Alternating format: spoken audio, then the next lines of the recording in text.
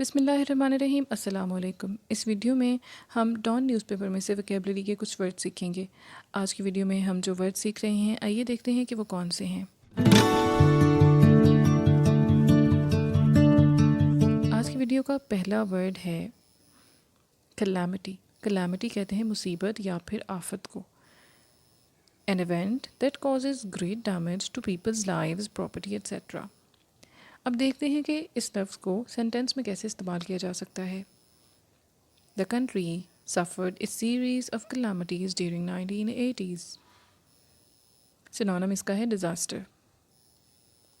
दूसरा वर्ड जो आज की वीडियो में हम सीखेंगे वो है डिल्यूज। डिल्यूज का मतलब होता है तुग़यानी या फिर तूफ़ान। ये ऐसे नाउन भी यूज़ होता है और एज ए वर्ब भी यूज़ होता है।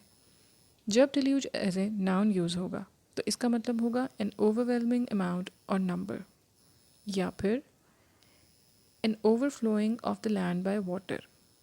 जैसे तूफ़ान आ जाता है या सैलाब आ जाता है।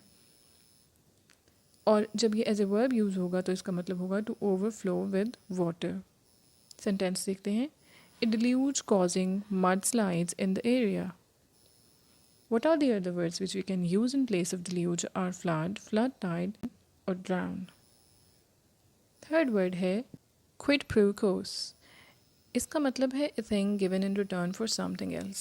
जैसे बार्टर सिस्टम होता है।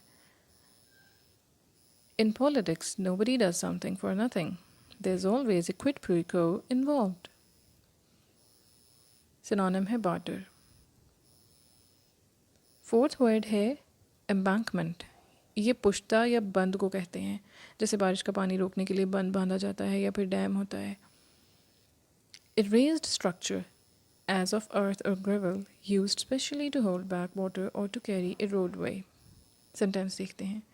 The embankment is steep, so be careful walking along the ridge.